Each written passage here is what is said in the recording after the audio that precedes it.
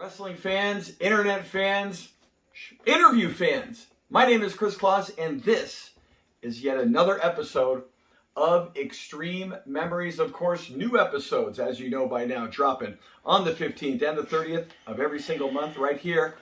There it is, the Wrestling Chatter YouTube channel. Like, share, comment, and subscribe. Again, share this video and subscribe to the Wrestling Chatter YouTube channel. On this episode, hey, a lot's been going on in the world lately.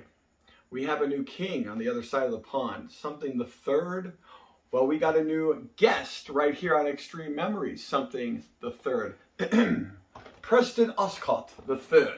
Yes, this guy was in XPW, right at XPW's peak.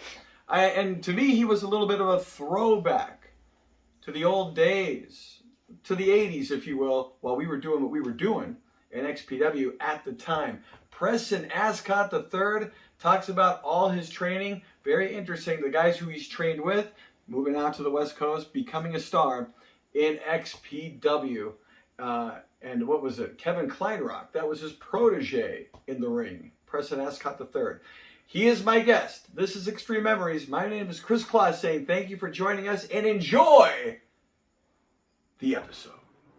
All right, we are here back with Xtreme Memories, and once again, welcome Preston Ascott III. Just in time. What's going on in the world today? Of course, the thirds are a big deal now in the world. You know, you're once again like you were back in the day. You're royalty, pal. Well, greetings and salutations. Oh, excuse me. I'm just a simpleton American, blue collar over here compared God to save the Queen. Oh, terrible tragedy.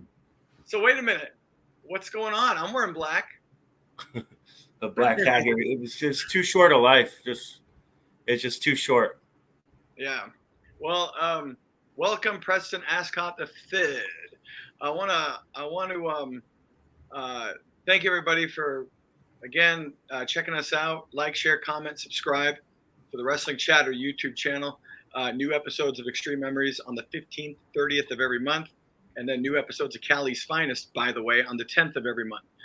Interviewing wrestling, California's finest in professional wrestling, past, present, and future. So this is Xtreme Memories. My guest is Preston Ascott III.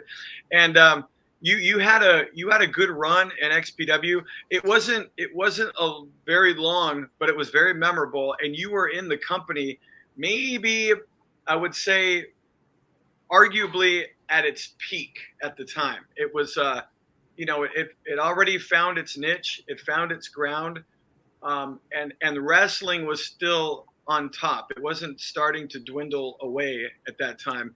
And we were already established doing shows at the Grand Olympic Auditorium, all that good stuff. So let's get into that in a little bit. But first, can you tell the fans like where you're from, where you grew up? Yeah, well, I grew up in Vermont. Oh. Yeah. But then when I was like 19 years old, I moved to North Carolina, and that's where I trained for the first time. Okay. With Rick the Beastmaster Link and Manny the Raging Bull Fernandez. Wow. At a High Point, North Carolina. Wow. I was about 19 years old, and it was actually a pretty good school. Okay. And I learned a lot there. It's kind of the heartland of wrestling, you know? Yeah, for sure. How long were you living? You were living there then, yeah, of course, right? I was only there about a year or so. And I did my first couple matches there. And then my name was Alexander the Great at that point. Then I went down to Florida to FCW. Right. In North Carolina, it was New Dimension Wrestling. Then Florida, it was Florida Championship Wrestling. And I continued training under Duke the Dumpster Drozy. Wow. Although he wasn't there much of the time, it was a bunch of kind of shady Jamaican guys, or no, Haitian guys. But they were great trainers. But you wouldn't want to lend them $20 and expect it back. But and I'm not stereotyping all Haitians, but these were the guys I dealt with. But it was in a rough area by Miami, and that was another really good school for me. So even though I was pretty young, I felt pretty confident in some of these wrestling skills before I moved out to California. And when did you? So what was your duration there? Then I was in Florida a couple of years. So I was about 21 when I moved over and got right into XPW. Oh wow, okay. So you're a few years younger than me. So okay, you got So how did that come about? How did you get? Well, let me ask you this first. Where were you in life when? How old were you when you like first started really liking wrestling, and then getting to the point where you knew, okay, I like it, but now, oh no, I want to be in this business. Yeah, well, watching it in the late 90s, mid 90s to late 90s, it was so good. It was like the top, So really was entertaining, and I was an athlete, and I liked sports, and so I figured, I looked at some schools and stuff, and I figured it'd be a possibility to get involved. And so I think it was because wrestling was so popular at that time.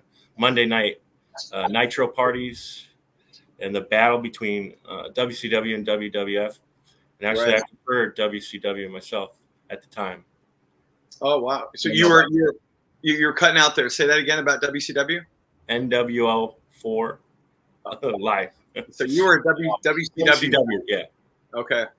So what brought you out to California? I was going to do a little bit of acting, get into the acting business. Yeah. And while I was dabbling in that, I had a connection to XPW for a practice. And next thing I knew, I was in the porn capital of the world in Van Nuys area. Yeah. And I was in some kind of warehouse with a ring. And I think I was wrestling Kaos just as a tryout. And he's a great wrestler. And yeah, he is. But yeah, I knew I could, like I said, I was confident in some of my abilities. So I took some good bumps that day to show that I could take a beating. And then Kevin came up with the idea, Kevin Kleinrock, of being my manager and us wearing sweaters. And he came up with the name Preston Ascott III too. Okay. Yeah, I didn't know that. Okay, interesting. So that was at a time, boy, everything kind of just fell into place. It sounds like pretty quickly for you with XPW. I was lucky. Yeah. I don't know. The tryout went really well, and Kevin just saw an idea he liked.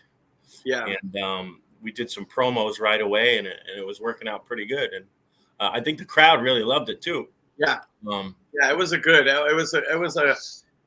the world of extreme, in the world of like the throwbacks or without any throwbacks and all this new gritty stuff. You guys were like almost this refreshing breath of fresh air from like the old, almost 80s, the cocky heel type thing. A Ravishing Rick or Mr. Perfect or well, maybe not those guys, but like a Lord Steven Regal. Mean Street Posse. Yeah, well, yeah, but almost with a little bit of that like British kind of nose up in the air kind of thing, which was like kind of out of the norm for what XPW was doing at the time, which in my book you stood out, and again it was kind of a throwback to our childhood, watching those heels from back in the day, and man, you just, I mean, yeah, the vignettes were great. I mean, I think if I remember correctly, I wasn't there. Man, if I was, I can't remember. But when you were in there with the office, having matches with Kaos and talking and being part of it, I just remember, I just found out about you when I saw the next episode. We were calling it and all that. And I remember you were at the waterfall. I talked to you on text, and it was like, I know exactly where that's at. That's like half a mile from where I live. I just remember that waterfall you were standing in front of. I'm like, that's right there on Oxnard Street, and shoot, like that's not some fancy country club. Like that's right on the street. Yeah. But and then your vignettes at the Starbucks. Kevin, I did not order this. I ordered, whatever, caramel macchiato. Oh my gosh, I'm so sorry. These people are so incompetent. Let's just stay right. This good stuff, man. And again, it was different. It's wrestling, but it's different. It was so different for the league that was presenting it at the time in my book, which I, again, think is why that stood out. And it was a breath of fresh air with kind of the comedy aspect of wrestling. Yeah. For me, the thing that stands out a lot is the porn world kind of mixed in there. I don't know if that's talked about much, but yeah, you could whatever. Of course, because I think the parent company was Xtreme, right? Yes, Xtreme Associates. And I remember that Starbucks. We went in to film the promo, and we went to buy some coffee first, and there was this beautiful woman in line, like business type with glasses in a dress, and the camera guy's like, "Oh, hey, how you doing?" They hugged hello, but as soon as she stepped outside, he told me, "Yeah, I just shot a facial with her last week." Ah! And that kind of stuff would intermingle often, and it was just and I was new to California, I was 21, just moved here, so it was pretty funny. You walk in the office sometimes, and they'd be editing you walk into a room and they're editing some adult footage instead of wrestling footage. You're like, whoa, yeah, that's wrong room. Or at times when we would go in and call the matches in post, it's like we'd sit down and they're like, "Okay, guys, hang on, we're almost done with this one," and we're watching. It's like, okay, doing some porn. Okay, we're on the wrestling now, But yeah, I mean, look, even guys from California, from LA, that world was still odd and crazy, so it wasn't normal for everybody. But yeah, man, that was interesting.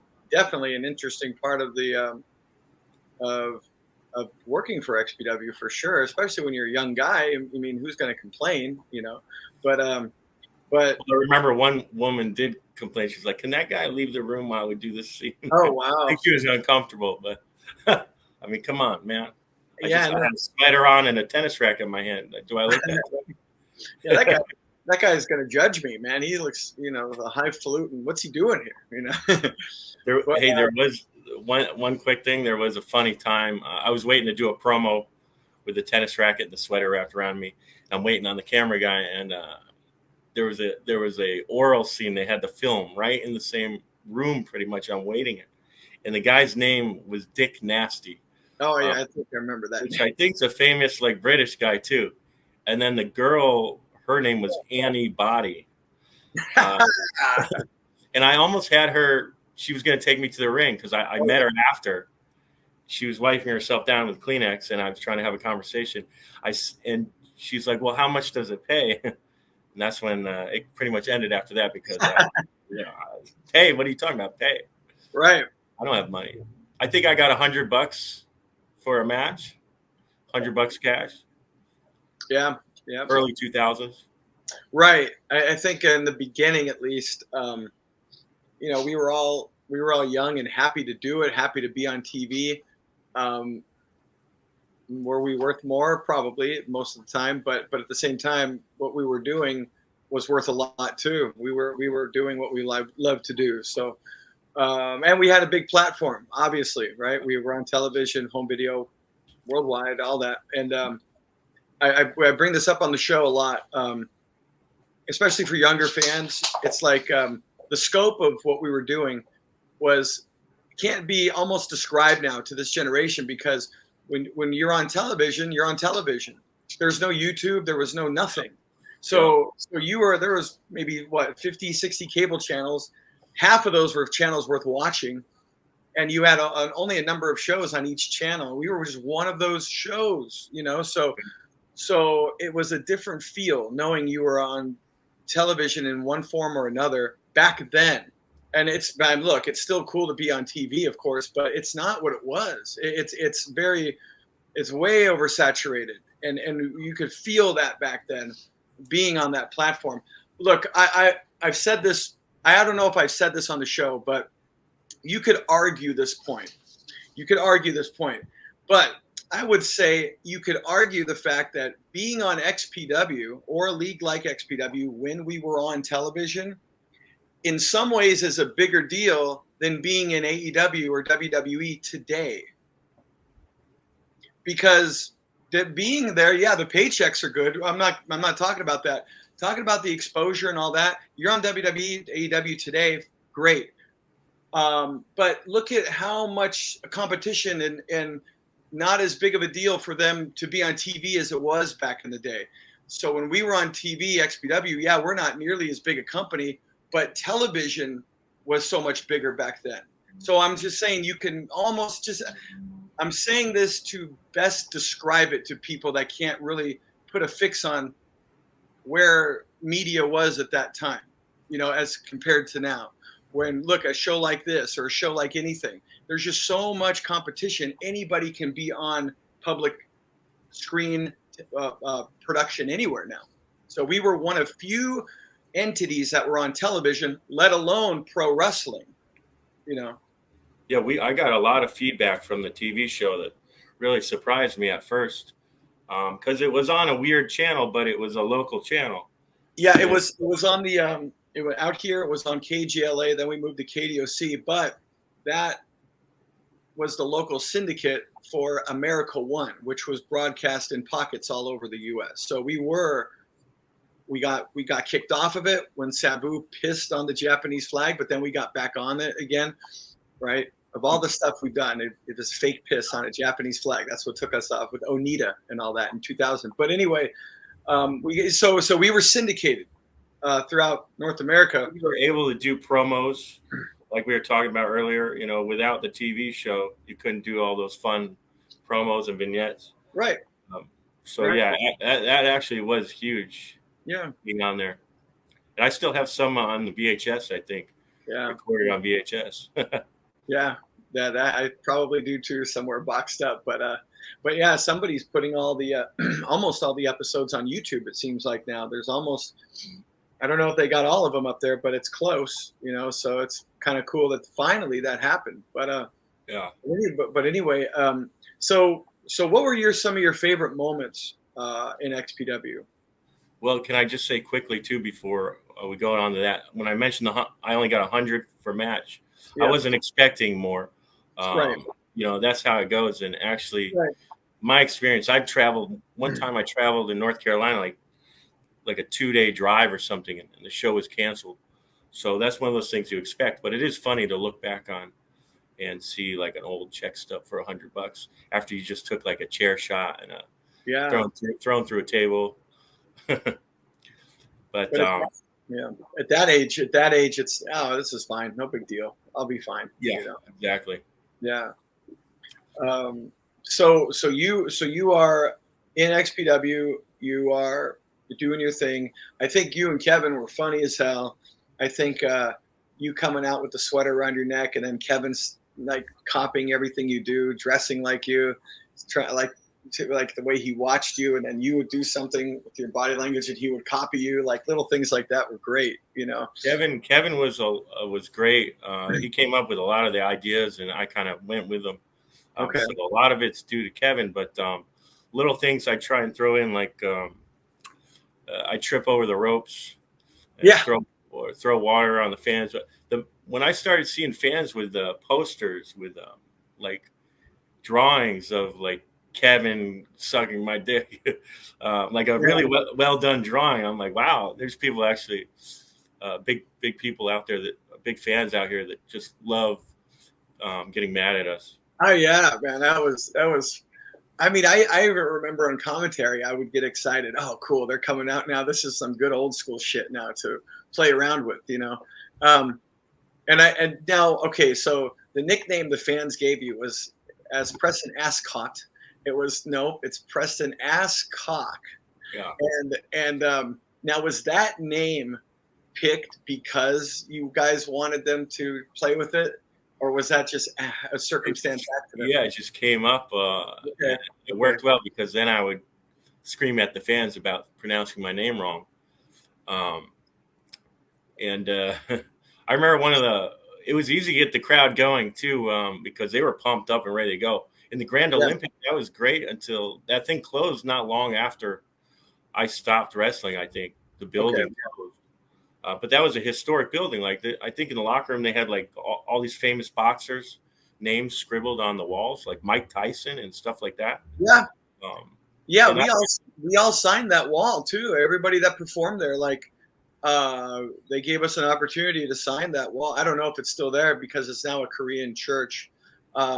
I did go in there a few years ago, took a little tour, and the seats, everything is all there. They got a big pulpit in the middle, but even behind the pulpit, like you could still see dark. The chairs are all there. So for all intents and purposes, the arena's, at least it's still there, because it could always come back. We talk about the LA Sports Arena and how that was torn down, and it's like, don't complain about the Olympic being a church, because at least there's a chance it could come back. There's Sports Arena, though, it's done. That's never going to happen. So, but yeah, I know what you mean. Like we kind of bookended the end of the Olympic in a way, which was kind of cool, because we weren't just a one-off show. We were, for all intents and purposes, we were like unofficially like another territory. It felt like a territory to some of the fans out in LA, because we were a regular thing, and LA was our base, and we were doing shows at these venues. So I remember talking to some of the old timers at the time, saying like, wow, I know it's not the territories, but this kind of feels like the territories are back a little bit with you guys doing what you're doing. And it's like, wow, I'm a little bit too young to remember the territories until I got older and did my homework on everything. But I mean, it was cool to see people like, whether they were big fans of XPW or not, they were just jazzed that, it's a local feel. And it's not just a little tiny show, but this is a good size show, local feel. Yep. And I remember hearing that a few times back in the day in LA, from older fans at the time. Yeah, you can see the crowds in some of those old videos were pretty big in the Grand Olympic. I think the local people loved to go to that arena, and it was kind of centrally located downtown LA. Sure.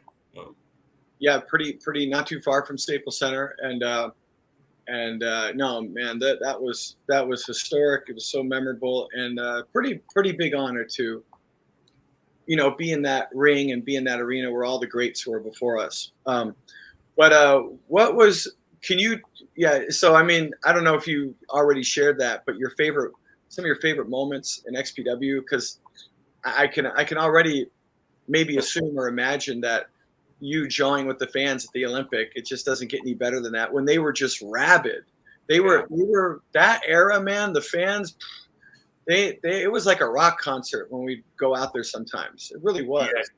Yeah. And I get a little mic time with Kevin, and yeah, that was so fun, just going at it with the fans. I remember one of the first things that really got them going. I would say after I'd always greet myself, my name, they start yelling about my name, and then I'd turn and look at the audience, and I'd say, I've never seen so many illegal immigrants in my entire life.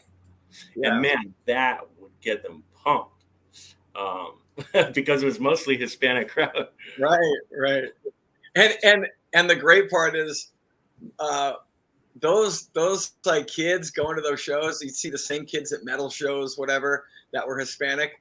All of them were not illegal. They were all legal. So then they really got pissed off, because damn it, no, I'm not, But the thing was, I could see when these people hated me, you could tell it was fun. They were having fun hating this. Yes, of course. That's the great thing about wrestling. Like, they didn't really hate. It's like they were smiling while they were screaming at you. And I would do stuff too, like I would rip up the sign and stamp on it. And they would just go crazy and like it even more. It's kind of a shame in a way, not like to get political at all, but it's a kind of a shame in a way that you brought up a good point. You say to the crowd something like, "Oh, look at all the illegal immigrants," and they get pissed, but they're having fun, and it's kind of like comedy, like a stand-up comic, like whoever can talk and seem like they're racist, but that comedian is just talking about it to get the people together laughing. Like, the comedian's not racist in real life, and so wrestling did that. It kind of like it wasn't racist. It almost made fun of racism. Yeah, I mean, stand-up comedy is a good comparison. Yeah, you're making fun of stereotypes. Yes, right. Now you're not allowed to really recognize stereotypes nowadays. Everyone has to be the exact same. I mean, like, that's sorry, yeah. Like Archie Bunker. Like, I mean, look, you need that character to be that character so you can bring attention to it. And when he's saying all this racist stuff that the audience is laughing at, they're not laughing because they agree with racism. They're laughing at racism now by looking at this guy saying these ridiculous things. And that's what wrestling does, you know? And it was a beautiful thing. I remember thinking this stuff at the time, like, you know, you come out there, say certain things, the West Siders say certain things, whatever. And then you just see and watch the crowd, and like all these different kids of different backgrounds and all this, like, come together, love, laugh, and be in awe of this one product that they all have this common interest in, and they're coming together. And we're making fun of the shitty part of society. We're not being the shitty part of society. We're spoofing on that, and then therefore bringing people together. And it's hard, I guess, to accept that, you know, that's not the acceptable way of looking at it when we lived it. We saw it, we were part of it, and we did bring people together. We did bring kids from this neighborhood and that neighborhood that would never have known they had anything in common. And then they come to one of these shows and they think, wow, I have more in common with you than my neighbor who's the same color as me. I have more in common than you than my neighbor's the same color as me, you know? So we definitely saw that. And you bring up a great point. Like, that's what we were doing, you know, that they were getting pissed, but really just laughing, you know, and there's a lot to be said for that, I think. Yeah. And it was funny too, how my character ended up for a short period towards the end of my stay with the XPW. I was the manager somehow for Juventud Guerrera for like a couple matches. I don't know if you remember that. And he didn't speak a lick of English, but it was cool walking out there to a couple matches with him. Yeah. Because I was a big fan of his and when he was in WCW. And so, but that's interesting how Preston Ascott got there. But ultimately, you know, a lot of times I wish I stayed around a little longer, but it was kind of going downhill kind of fast. Like, I think we were the twilight, like just over that peak of not just XPW, but all wrestling, but XPW too. Because there were canceled matches. Like I went to a show and I was supposed to go on and they canceled a couple matches. And it's like, that was frustrating. I'd rather, you know, stiff me on the pay, but if I'm preparing a match, you know, I want to do that. And then I was getting kind of hurt pretty bad. I think there was a big match with Psicosis. It was like a Royal Rumble or something. I took a chair shot and I bent my head down too low, and he kind of got the top more than the forehead part. And I just remember, you know, ringing and lights. I wasn't out cold, but you know, looking at all the concussions people have nowadays, you know, that was a wake up call to, like, because I was still trying to do acting and stuff. Right. But man, there's something about bouncing off those ropes in the ring, in the squared circle, back and forth, taking some bumps. It's a feeling you really miss. That, you know, man, you wish you could have that back. Wow. Yeah, I can only imagine, man. I mean, I can relate to, as far as just being out there with the crowd and them getting pumped and getting them pumped up, but then doing what you said right there. I mean, I'm sure. What? So you're talking. I'm trying to remember. You said, with the crest was starting to go down. You were there in what, 01 or early 02? I was there probably late 01. Okay, right. And then throughout 02. Okay. And then it was kind of pretty quick after that. I think, man, maybe 1 or 2 years. Or maybe it was 2 years or a little more, somewhere around there. It's the early 2000s. Maybe 2004, I might have come back for a couple things. Well, okay, so XPW basically closed its doors, I want to say, well, officially in 04 on paper, but the last show was in 03. Okay. So I think I was late 02 probably.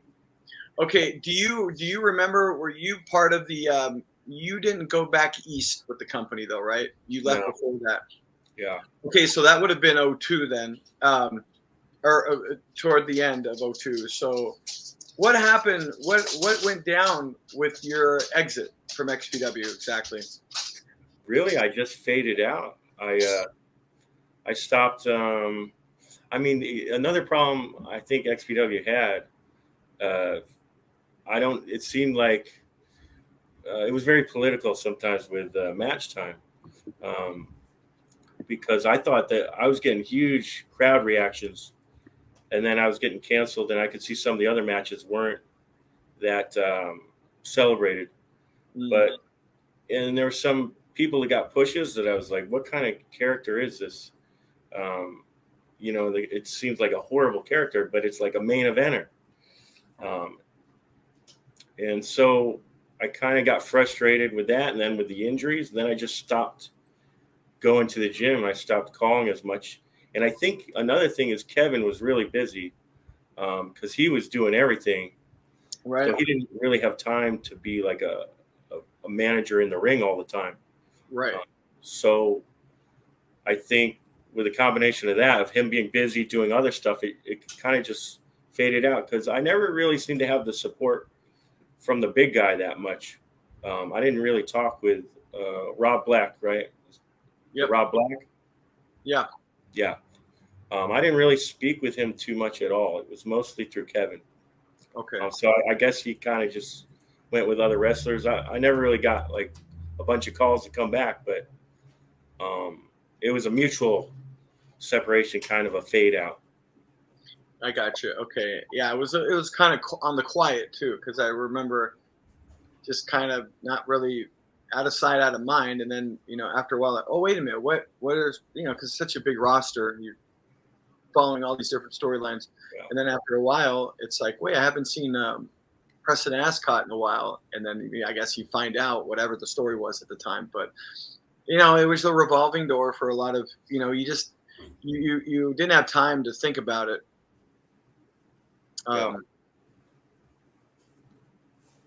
At that time, I think okay, there we go. Okay. But yeah, so, no, it was good, man. It was good. And I think you should have got a longer tenure in there I mean, you got a good push when you were there doing your thing because, I mean, actions speak louder than words. And there again, that's actions and words. The fans were big on you. So their actions and their words said a lot. And no, I remember if I'm watching any old XPW stuff and then you and Ken come on, like, this is some good stuff. This was funny. And I'm not just saying that because you're on the show, but I love that side of pro wrestling. I love that side of pro wrestling. I think there's always a balance, but you definitely need to have that comedic aspect. That's kind of part of the whole foundation of wrestling. If it was all taken seriously, like, when guys come back, we're going to go to the roots of pro wrestling. That sounds great for an idea, but then once you execute it, it can't just be that. It can't just be that and only that. You need that comedic stuff that makes us love it so much, I think. And you guys definitely delivered on that in the short amount of time. You guys were there for not that long, and it got over quick. Did you notice it? I won my first match too. Right. Freeway dance. Oh yeah. From cheating too. I put my feet on the ropes. Of course. So it was a great push right there. Right. But then they never really had anything after that was anything more than just throwing me in on a Royal Rumble. Right. With a bunch of guys, which and then I did do a paddle match. That was great. Yeah, right. Yeah. We were outside the ring with paddle boards, and there were two girls wrestling, and we'd spank them if they got near the ropes. That was a good one. Yeah, man. Were you surprised when you kind of like did your vignettes, you did your promos, and once you got like one of your first outings and were you surprised how over you were so quickly? Yeah, I'm telling you, I got a lot of feedback from the TV show, and then I remember parking in the Grand Olympic parking, and some fans would wait by the entrance, and as soon as they'd see you walk, they'd start screaming. They had signs out there, and there was a lot of signage for Preston Ascott. And I have a couple of pictures too with the crowd going crazy. And I think it was just a great, the promos were good. Kevin did a great job of those. And also GQ Money, I forget his real name. Ryan. He actually filmed a lot and did a good job too. And the character just stood out. It worked good. And it started with a good win and good stuff. It just, like I said, I could see XPW wasn't going up anymore. It seemed like I came in right as they were starting to get very disorganized. But that's how a lot of those small federations are. But if you look, it closed down pretty much right after I left. So I definitely think I saw some of that coming. But yeah, you got to really, if you want to stick with it, you got to really push people, because there's so many different wrestlers out there. It's so disorganized. Like I said, when I was younger, I was driving across states to high school gyms, and they would be closed, and we'd have to drive back. So I was willing to do anything.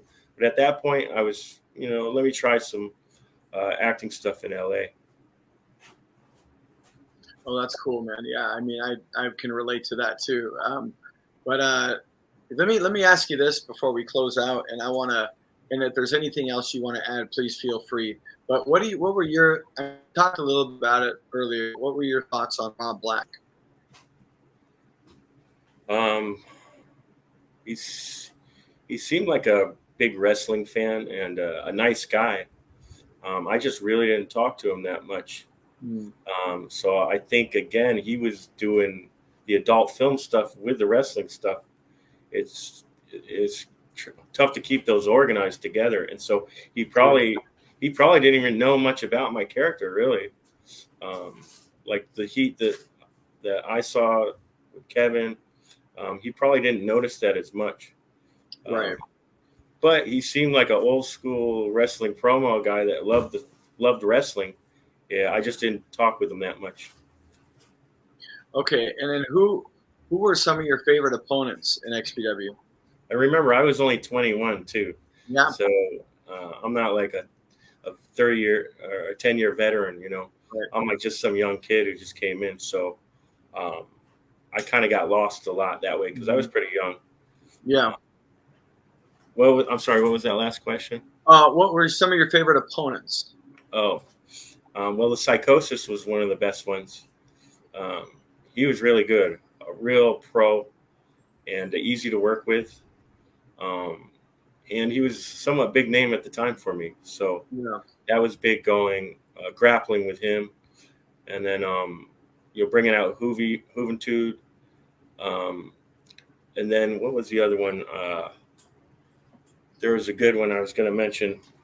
I remember one time it was Terry Funk's birthday, and he was at a show, and we kind of all had a little birthday celebration for him. That was really special and cool, just being at on the same card as Terry Funk, and everyone kind of wished him a happy birthday back in the locker room, and it was cool. Yeah, that's he's on my top of my list of guys I've worked with too. Like, I don't know if you remember, but he came up and he was attacking everybody, and he came up to the broadcast and he attacked myself and he took good care of me. Like I remember because Rivera ran away and he came and I let him grab me because I'm in my head like, oh shit, like because when Terry Funk goes nuts, all of us in the back are just as convinced as the fans, dude. No joke. And there are stories where he'll stiff you to make it look good. So I remember him grabbing me, and I'm like, and two things in my head. Oh my gosh, this is so freaking awesome, man. All right, fuck it. He might kill me right now. I don't care. Like go for it. And then he was pretty light, man. I kind of fell into the punch, but I remember thinking like, wow. And then I look back on it like, dude, it looked pretty real. And I'm like, holy, and remembering how it felt, I was like, wow, that's a pro right there, man. Like, because I believed he wanted to kill me. I believed he was the promoter. He was pissed, like it's something real, I love his punches. His punches are great, the way he does it. Unbelievable. One of my favorite matches is Born to Be Wired. The barbed wire match with Sabu. Mm-hmm. That's like one of the best matches all time. Oh, 100%, man. Those are some of the classics, dude, right there. And he trained Manny, the Raging Bull Fernandez, who trained me in North Carolina, was trained by Terry Funk. Right. So he was always talking about Terry Funk, and it was kind of that old school training. Yeah, and whenever I watch Manny Fernandez, the Raging Bull, I mean, I know he wasn't trying to look just like him, but he just like, there are little aspects that I always thought of Terry Funk when I watched him. I mean, yeah, I guess with the hair and the mustache, he did look a little like him, but I don't know. He just carried himself like Funk. And I felt like I subconsciously knew that before I found all those factoids out. So with you saying that now, and I think I've heard that since, I know you got trained by him, but I may have never heard that part of it where how he talked him up so much, and then really anybody that got to know him, I mean, I don't think anyone's got anything bad to say about him. And if they do, the problem's with that person, not with Terry, Yeah, I've never heard any bad words about him. Yeah. I've never, man. Yeah, he always was a guy that totally gave back to the business. Even in the twilight of his wrestling career, coming into XPW, even at the reunion shows of XPW, like he remembered.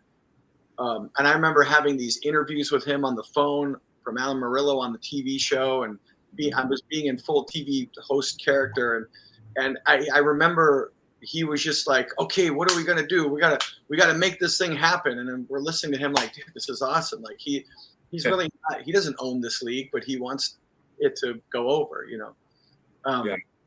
So man, that's great, man. And I don't know if there's anybody else you can think of, but you listed some legends right there, and that had to be a great learning experience for you, yeah. And especially being like Psicosis and all these guys.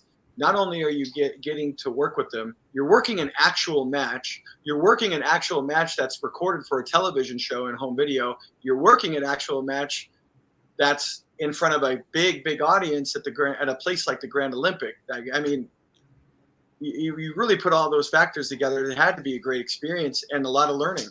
I tell you, looking back now, it's like, why didn't I push harder to stay in there? I mean, it was amazing at the time, but when you're young, you don't really realize that. Right. But I was lucky to get some good connections early and some good training. And I mean, I went from 19 to start training, and then I was in XPW 2 years later. Right. And I remember when I was 19, I just joined a like $1,000 school. I think it was $1,000 for like 6 months, and they had a ring you could just go to practice whenever you wanted. But some guy didn't show up at a card, and so they threw me in there like after I'd only been training like a month or so. And so, I mean, that's how it worked back then, Right. They jump in. That was in North Carolina, and I took a beating that match. I remember that was, God, I think the guy fought the first match ever. I'm bad with some of these old school guys, but Ricky Nelson, Ricky Morton? North Carolina. He was kind of a smaller guy. You said Ricky Morton or Nelson? Ricky Nelson. Okay. I think. He was kind of an old school guy. He had a name. I'll have to find that name and make sure it's correct. I don't want to say the wrong person's name. Sure. But I went in there. I just took a beating. He was throwing me, hitting me with everything, throwing me over the ropes. But it was, my first match ever. So I knew I had to do a sell job for him. Right. But that was pretty cool. I had that on tape actually somewhere. Okay. And it's funny to see. Very cool, man. Well, man, great interview. I think you are definitely a big part of the history of XPW, and you were pretty impactful for the short amount of time you were in there. Like you said, I know looking back, you push for more, but glass is half full. Like, look, XPW really wasn't even around for that long. It only lasted 4 years, but it happened in a time in history in the business that was very memorable. And look, that's why one of the reasons we're doing the show is because it's a forgotten little chunk at times in the scope of wrestling, especially in that era. But it was definitely a big part of that era in wrestling. And again, for it not being around for that long, it has a memorable impact, like as if it was around longer, I think. But can you in your words, Mr. Ascott III, can you tell the fans and everybody what in your mind do you see? What is the legacy of XPW? Well, looking back now in 2022, the window of the prime wrestling is smaller and smaller because I don't think the stuff nowadays is close. But and XPW was a piece of that. They caught a little chunk of that. ECW, I was a huge fan of late 90s ECW. Right. That is like the prime. Yes. And, so it started to go down a little, but XPW is there, and there were some great names in there. So, and it had that TV show, and I don't remember all the wrestlers now, but there was a lot of really nice guys that were really nice to me. Kaos was really nice. There was another guy I had to do a blade job, and he told me how to do the blade right. And I had just bought some at the grocery store, and he's like, "Jesus, kid, these things are huge." And I didn't know you're supposed to get these smaller ones. I forget who this guy was too, but everybody was so nice to me, and I'll never forget my time there for sure. And right. I'm really proud to be a part of it. I'm happy I was there, and I appreciate Rob Black for the opportunity and Kevin for helping me. Yeah, for sure, man. Well put, and I couldn't agree with you more. Well, thank you again, Preston. It's been a great interview. Great seeing you again, man. We probably haven't seen each other since XPW, man. It's been great to see you again and talk to you again, and you're looking good. And I really enjoyed being on your show. Thank you. Yeah, right back at you. And really quick before we go, do you want to plug anything or any shout outs to anybody?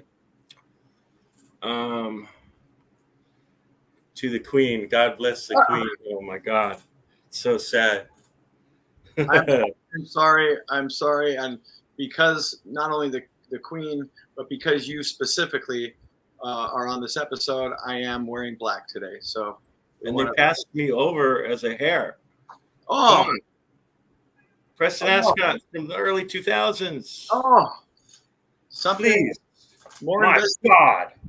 Hey, whoa, take it easy, Preston, please. Well, I'm sure they're going to have more considerations as, you know, this just happened. The death just happened. There's going to be more consideration. Don't leave. I'm going to pick up and I'm going to throw this cat against the wall. No. We got to go. This is Xtreme Memories. My name is Kris Kloss for Preston Ascott. Good night, everybody. We'll see you again on Xtreme Memories, the 15th and the 30th of every month. Subscribe to the Wrestling Chatter YouTube channel. Preston Ascott, please reconsider with the cat, please. Thank you. Thank you, everybody. Thank you for watching Xtreme Memories, hosted by Kris Kloss. He's dropping new episodes every month on the 15th and 30th. You can be the first to tune in by subscribing to the Wrestling Chatter channel right here on YouTube. See you next time.